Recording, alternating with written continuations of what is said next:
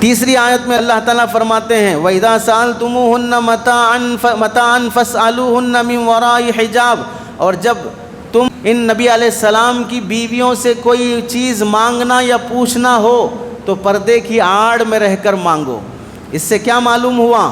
اگر کوئی دیندار آدمی کسی دیندار آدمی کے گھر جائے، کوئی تبلیغی ساتھی کسی تبلیغی کے گھر جائے، کوئی صاحب نسبت کسی اور بزرگ کے گھر جائے، کوئی اہل علم کسی اور اہل علم کے گھر جائے، یا کوئی عام آدمی دیندار آدمی کے گھر جائے یا کسی عام مسلمان کے گھر جائے، سب کے لیے یہی حکم ہے کہ اس گھر کی عورتوں سے پردہ کرو۔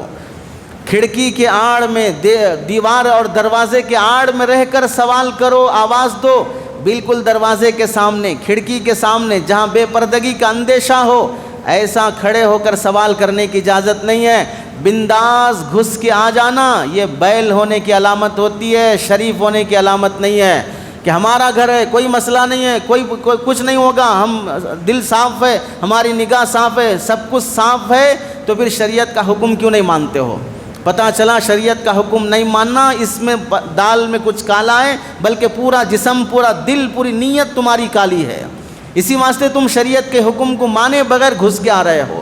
حتیٰ کہ شریعت کے حکم کے حساب سے رسول اللہ صلی اللہ علیہ وسلم نے بیٹے کو حکم فرمایا اپنی ماں کے گھر یا اس کے روم میں داخل ہونا ہے، دروازہ کھٹکھٹا کر اجازت لے کر داخل ہو۔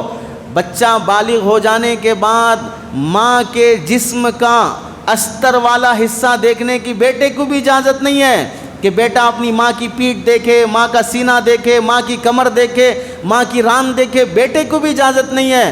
تو بیٹے کو بھی حکم ہے کہ اپنی ماں کے گھر میں کمرے میں جائے، دروازہ کھٹکھٹاؤ، آنے کی اجازت پوچھو، ماں اجازت دے تو پھر اندر جاؤ۔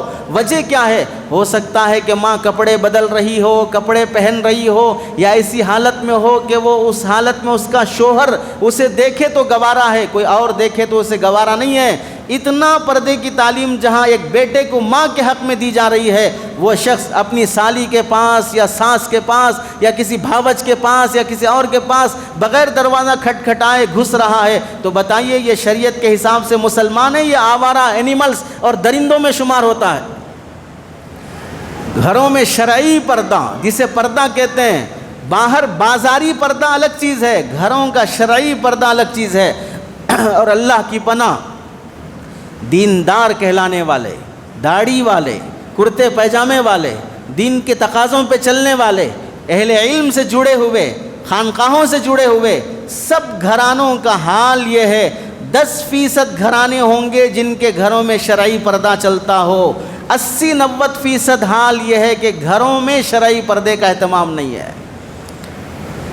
حافظ کہلانے والے ہوں، اہل علم ہوں، اہل تقوی ہوں، اہل نسبت ہوں، اہل خانقاہ ہوں، اہل تبلیغ ہوں، یا کوئی اور بھی ہوں، چچیری بہنوں سے، خلیری بہنوں سے، بھاوج سے، سالی سے اور مامی سے، چاچی سے، ان سب سے پردہ ہے شریعت میں۔